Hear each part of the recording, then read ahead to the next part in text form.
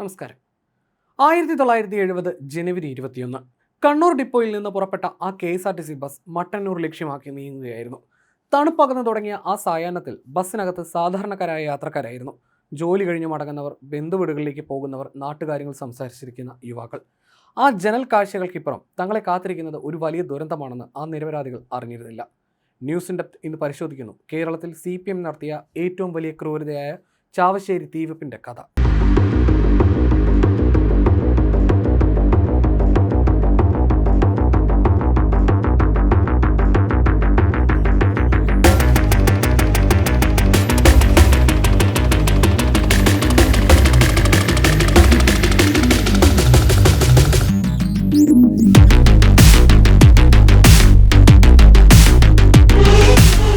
Bus Chavassery 19 മൈലിലെ വളവിലേക്ക് പ്രവേശിച്ചു. പെട്ടെന്നാണ് റോഡിന് നടുവിലേക്ക് ആയുധങ്ങളുമായി ഒരു സംഘം ആളുകൾ ചാടി വീണത്.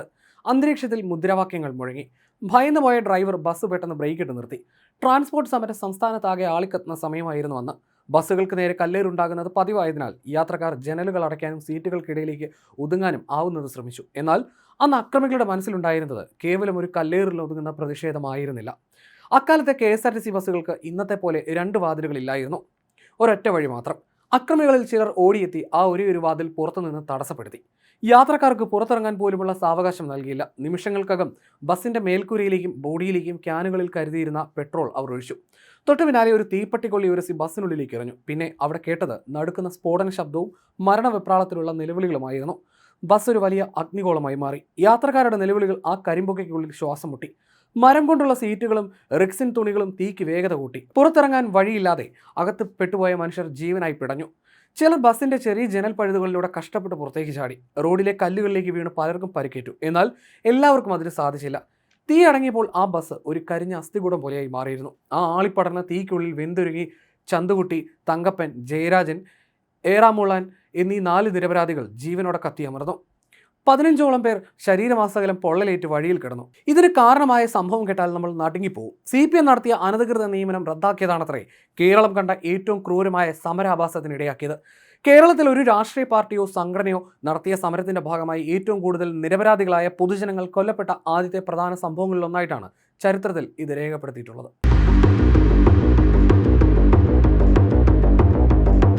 രാഷ്ട്രീയ സമരങ്ങളുടെ ചരിത്രത്തിൽ ചാവശ്ശേരി 19 മൈൽ ഇന്നും ആ ചോരപുരന്റെ ഓർമ്മയായി അവശേഷിക്കുന്നു. കേസിലെ പ്രതികളെല്ലാം CPM പ്രവർത്തകരായിരുന്നു. വികലമായ ട്രേഡ് യൂണിയനിസത്തിന്റെയും പാർട്ടി രാജിന്റെയും ഓർമ്മപ്പെടുത്തലാണ് ചാവശ്ശേരി ബസ് കത്തിക്കൽ കൊല. പക്ഷേ ഇന്നും അതേക്കുറിച്ചുള്ള കാര്യമായ രേഖകളൊന്നും തന്നെ ലഭ്യമല്ല. കേരളത്തിന്റെ പൊതുഗതാഗത ചരിത്രത്തിലും തൊഴിലാളി സമര ചരിത്രത്തിലും ഒരിക്കലും ഉണങ്ങാത്ത ഒരു മുറിവാണിത്. രാഷ്ട്രീയ പകപോക്കലുകളും ഭരണപരമായ അഴിമതികളും എങ്ങനെ നിരപരാധികളായ മനുഷ്യരുടെ ജീവനെടുക്കുന്ന ക്രൂരതയായി മാറി എന്നതിന്റെ എക്കാലത്തെയും വലിയ ഉദാഹരണമാണ് ഈ സംഭവം. ഈ ദുരന്തത്തിന്റെ വേരുകൾ കിടക്കുന്നത് അന്നത്തെ രാഷ്ട്രീയ നിയമനങ്ങളിലാണ്. 1967 അധികാരത്തിൽ വന്ന EMS നമ്പൂതിരിപ്പാടിന്റെ നേതൃത്വത്തിലുള്ള സപ്തകക്ഷി സർക്കാരിൽ CPM നേതാവായ EK ഇമ്പിച്ചിബാവയായിരുന്നു ട്രാൻസ്പോർട്ട് മന്ത്രി. അദ്ദേഹത്തിന്റെ കാലത്ത് PSC മാനദണ്ഡങ്ങൾ പൂർണ്ണമായി കാറ്റിൽ പറത്തിക്കൊണ്ട് KSRTCയിൽ വലിയ തോതിൽ താൽക്കാലിക നിയമനങ്ങൾ നടന്നു. യാത്രക്കിടയിലും മറ്റും തന്നെ കാണാൻ വരുന്ന പാർട്ടി പ്രവർത്തകർക്ക് ജോലി നൽകാൻ മന്ത്രി കയ്യിൽ കിടന്ന കടലാസുകളിലും സിഗരറ്റ് പാക്കറ്റിന്റെ ഉൾവശത്തെ വെള്ളക്കടലാസും എഴുതിക്കൊടുത്ത കുറിപ്പുകൾ ഔദ്യോഗിക നിയമന ഉത്തരവുകളായി മാറി. മെക്കാനിക്, കണ്ടക്ടർ, ഡ്രൈവർ തസ്തികകളിലേക്ക് PSC വഴിയല്ലാതെ വലിയ തോതിൽ താൽക്കാലിക നിയമനങ്ങൾ നടന്നു. സിഗരറ്റ് പാക്കറ്റ് നിയമനമെന്ന് പ്രതിപക്ഷം വിശേഷിപ്പിച്ച ഈ രാഷ്ട്രീയ അഴിമതി പിൽക്കാലത്ത് കേരള രാഷ്ട്രീയത്തിലെ പ്രശസ്തമായ ഒരു രാഷ്ട്രീയ പരിഹാസ പ്രയോഗമായി മാറി. സിഗരറ്റ് പാക്കറ്റ് നിയമനം അഴിമതിയിൽ പിന്നീട് വിജിലൻസ് കേസുകൾ ഉണ്ടായില്ല. ഇമ്പിച്ചിബാവ പാർട്ടിയുടെ ഏറ്റവും ജനകീയനായ നേതാവായി തുടർന്നു. പാർട്ടിക്ക് വേണ്ടി ഒരു അഴിമതി ചെയ്യുമ്പോൾ അത് സേവനമായി മാറുകയാണ്. EK ഇമ്പിച്ചിബാവയുടെ പിൽക്കാല രാഷ്ട്രീയ ജീവിതത്തിൽ പാർലമെന്റിലും നിയമസഭയിലും നിരവധി സുപ്രധാന പദവികൾ അദ്ദേഹത്തെ തേടിയെത്തി. 1980 പൊതു തിരഞ്ഞെടുപ്പിൽ കോഴിക്കോട് മണ്ഡലത്തിൽ നിന്ന് ഇടത് സ്ഥാനാർത്ഥിയായി മത്സരിച്ച അദ്ദേഹം വൻ ഭൂരിപക്ഷത്തോടെ ലോക്സഭയിലേക്ക് തിരഞ്ഞെടുക്കപ്പെട്ടു. 1980 മുതൽ 1984 വരെ അദ്ദേഹം MP ആയി സേവനമനുഷ്ഠിച്ചു. 91 നടന്ന നിയമസഭാ തെരഞ്ഞെടുപ്പിൽ സ്വന്തം തട്ടകമായ പൊന്നാനി മണ്ഡലത്തിൽ നിന്ന് മത്സരിച്ച് അദ്ദേഹം MLA ആയി. 1995 മരിക്കുന്നത് വരെ അദ്ദേഹം പൊന്നാനിയെ പ്രതിനിധീകരിച്ച് നിയമസഭയിൽ തുടർന്നു. CPM സംസ്ഥാന കമ്മിറ്റി അംഗമായി ദീർഘകാലം പ്രവർത്തിച്ചു. 1967, 1969 കാലഘട്ടത്തിൽ ഇമ്പിച്ചിബാവ ഗതാഗത മന്ത്രിയായിരുന്ന സമയത്താണ് കമ്മ്യൂണിസ്റ്റ് പാർട്ടിയുടെ ദീർഘകാല ആവശ്യമായിരുന്ന മലപ്പുറം ജില്ല രൂപീകരിക്കപ്പെടുന്നത്. അതിനാൽ തന്നെ മലപ്പുറത്തിൻ്റെ വികസന ചരിത്രത്തിലും വിദ്യാഭ്യാസ പുരോഗതിയിലും വലിയ സംഭാവനകൾ നൽകിയ നേതാവായിട്ടാണ് പിൽക്കാലത്ത് അദ്ദേഹം ഓർമ്മിക്കപ്പെടുന്നത്. 4 പേരെ പച്ചയ്ക്ക് കൊളുത്തിക്കൊന്ന ഈ കേസിന്റെ യഥാർത്ഥ കാരണഭൂതനായി ഇമ്പിച്ചി ബാവ അറിയപ്പെടാറില്ല. 1969 ഒക്ടോബറിൽ EMS സർക്കാർ വീഴുകയും CPI നേതാവ് C. അച്യുതമേനോന്റെ നേതൃത്വത്തിൽ കോൺഗ്രസും പങ്കാളിയായ പുതിയ സർക്കാർ അധികാരത്തിൽ വരികയും ചെയ്തു. അച്യുതമേനോൻ സർക്കാർ ഈ അനധികൃത നിയമനങ്ങൾ റദ്ദാക്കുകയും അഴിമതിയിലൂടെ ജോലിയിൽ പ്രവേശിച്ച 800ഓളം താൽക്കാലിക ജീവനക്കാരെ ഒന്നിച്ച് പിരിച്ചുവിടുകയും ചെയ്തു. തങ്ങളുടെ അണികളെ പുറത്താക്കിയതിൽ പ്രകോപിതരായ CPM-ഉം അവരുടെ തൊഴിലാളി സംഘടനയായ CITU-വും സംസ്ഥാന വ്യാപകമായി കടുത്ത ട്രാൻസ്പോർട്ട് സമരം അന്ന് ആരംഭിച്ചു.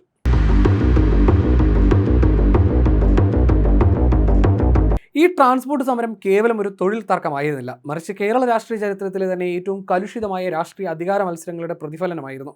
അവിഭക്ത കമ്മ്യൂണിസ്റ്റ് പാർട്ടി വളർന്നുണ്ടായ CPM-ന് CPI-യോട് ഒടുങ്ങാത്ത പകയായിരുന്നു. തങ്ങളെ അധികാരത്തിൽ നിന്ന് പുറത്താക്കി രൂപീകരിച്ച അച്യുതമേനോൻ സർക്കാരിനെ രാഷ്ട്രീയമായും ഭരണപരമായും അസ്ഥിരപ്പെടുത്തുക എന്നത് ഇടതുപക്ഷത്തിന്റെ അഭിമാന പ്രശ്നമായി. ഇതിനായി സംസ്ഥാനത്തുടനീളം ശക്തമായ സമരങ്ങളും അക്രമങ്ങളും അവർ അഴിച്ചുവിട്ടു. അച്യുതമേനോൻ സർക്കാർ KSRTC-യിൽ കൊണ്ടുവന്ന ഭരണപരമായ പരിഷ്കാരങ്ങളും പുതിയ നിയമന വ്യവസ്ഥകളും തൊഴിലാളി വിരുദ്ധമാണെന്ന് CPM ആരോപിച്ചു. സമരരംഗത്തിറങ്ങിയ KSRTC ജീവനക്കാർക്കെതിരെ സർക്കാർ കടുത്ത നടപടികൾ സ്വീകരിക്കുകയും നിരവധി താൽക്കാലിക ജീവനക്കാരെ ജോലിയിൽ നിന്ന് പിരിച്ചുവിടുകയും ചെയ്തു. ഇത് സമരത്തിന്റെ തീവ്രത വർദ്ധിപ്പിച്ചു. അക്കാലത്ത് പൊതുഗതാഗതത്തിനായി ജനങ്ങൾ ഏറെയും ആശ്രയിച്ചിരുന്നത് KSRTC ബസ്സുകളെയായിരുന്നു. ട്രാൻസ്പോർട്ട് പൂർണ്ണമായി സ്തംഭിപ്പിച്ചാൽ സംസ്ഥാനത്തെ ജനജീവിതം തകരുമെന്നും അത് അച്യുതമേനോൻ സർക്കാരിന്റെ വീഴ്ചയായി ചിത്രീകരിക്കാമെന്നും മാർക്സിസ്റ്റ് നേതൃത്വം കണക്കൂട്ടി. ബസ്സുകൾ ഓടിക്കാതിരിക്കാൻ ജീവനക്കാരെ നിർബന്ധിക്കുകയും സർവീസ് നടത്തിയവർക്ക് നേരെ വ്യാപകമായ കല്ലേറും അക്രമങ്ങളും അഴിച്ചുവിടുകയും ചെയ്തു. സമരം മാസങ്ങളോളം നീണ്ടു നിന്നതോടെ അക്രമങ്ങളുടെ സ്വഭാവം മാറി. ബസ്സുകൾക്ക് നേരെ കല്ലെറിയുന്നതിൽ നിന്ന് മാറി യാത്രക്കാരുമായി പോകുന്ന ബസ്സുകൾക്ക് തീയിടുന്ന അവസ്ഥയിലേക്ക് കാര്യങ്ങൾ എത്തിച്ചു. ഈ അക്രമാസക്തമായ രാഷ്ട്രീയ അജണ്ടയുടെ ഏറ്റവും ദാരുണമായ അന്ത്യമായിരുന്നു ചാവശ്ശേരി ബസ് തീവെപ്പ്. ചാവശ്ശേരി ബസ് തീവെപ്പ് ദുരന്തത്തെ തുടർന്ന് C. അച്യുതമേനോന്റെ നേതൃത്വത്തിലുള്ള സർക്കാർ വളരെ കർശനമായ നിലപാടുകളാണ് സ്വീകരിച്ചത്. നിരപരാധികളായ യാത്രക്കാരെ ജീവനോടെ കത്തിച്ച സംഭവത്തെ മനുഷ്യത്വരഹിതമായ ക്രൂരത എന്നാണ് അച്യുതമേനോൻ വിശേഷിപ്പിച്ചത്. തൊഴിലാളി സമരങ്ങളുടെ പേരിൽ നടക്കുന്ന അക്രമങ്ങൾക്ക് യാതൊരുവിധ രാഷ്ട്രീയ ന്യായീകരണവുമില്ലെന്ന് സർക്കാർ പ്രഖ്യാപിച്ചു. പ്രതികളെ പിടികൂടാൻ പോലീസിന് പൂർണ്ണ സ്വാതന്ത്ര്യം നൽകി. രാഷ്ട്രീയ സമ്മർദ്ദങ്ങൾക്ക് വഴങ്ങാതെ അന്വേഷണം നടത്താൻ ഉത്തരവിട്ടു. സംഭവം നടന്ന ചുരുങ്ങിയ ദിവസങ്ങൾക്കകം തന്നെ അക്രമത്തിന് പിന്നിൽ പ്രവർത്തിച്ച പ്രാദേശിക CPM നേതാക്കളെയും പ്രവർത്തകരെയും പോലീസ് അറസ്റ്റ് ചെയ്തു. സമരം മൂലം പൊതുഗതാഗതം പൂർണ്ണമായി തകരാതിരിക്കാൻ പോലീസ് കാവലിൽ KSRTC ബസ്സുകൾ ഓടിക്കാൻ സർക്കാർ തീരുമാനിച്ചു. അക്രമ സാധ്യതയുള്ള റൂട്ടുകളിൽ ബസ്സുകൾക്ക് മുന്നിലും പിന്നിലും പോലീസ് അകമ്പടി ഏർപ്പെടുത്തി. അക്രമം കാണിക്കുന്ന ജീവനക്കാരെയും സമരക്കാരെയും കർശനമായി നേരിടാൻ പോലീസിന് നിർദ്ദേശം നൽകി. പൊതുമുതൽ നശിപ്പിക്കുന്നവർക്കെതിരെയും യാത്രക്കാരുടെ ജീവന് ഭീഷണി ഉയർത്തുന്നവർക്കെതിരെയും ജാമ്യമില്ലാ വകുപ്പുകൾ പ്രകാരം കേസെടുത്തു. CPM-ന്റെ സമരരീതികൾ ജനവിരുദ്ധമാണെന്ന് പൊതുസമൂഹത്തിന് മുന്നിൽ തുറന്നുകാട്ടാൻ C. അച്യുതമേനോൻ സർക്കാരിന് ഈ സംഭവം ആയുധമായി. ഇതോടെ സമരത്തിന് പൊതുജന പിന്തുണ പൂർണ്ണമായി നഷ്ടപ്പെടുകയും അച്യുതമേനോൻ സർക്കാരിനെ അസ്ഥിരപ്പെടുത്തുക എന്ന CPM-ന്റെ രാഷ്ട്രീയ ലക്ഷ്യം പരാജയപ്പെടുകയും ചെയ്തു.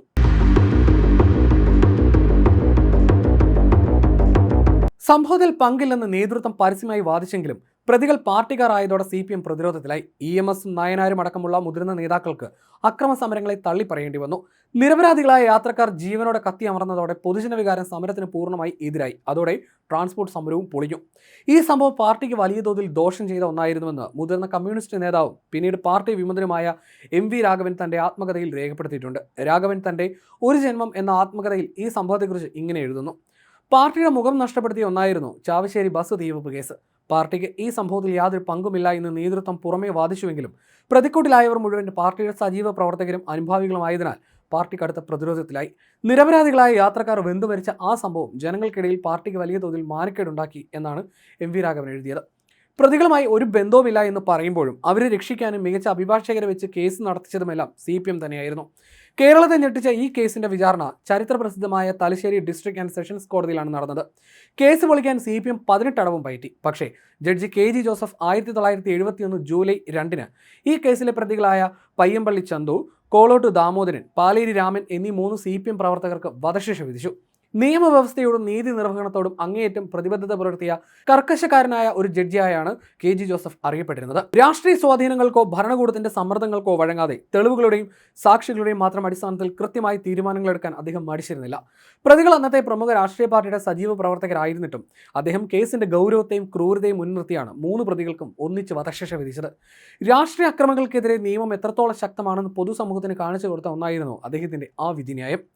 CPM-നെ സംബന്ധിച്ച് ഞെട്ടിക്കുന്നതായിരുന്നു ആ വിധി. പ്രതികൾക്ക് തൂക്ക് കയറിയിട്ടുമെന്ന് അവർ ഒരിക്കൽ പോലും പ്രതീക്ഷയില്ല.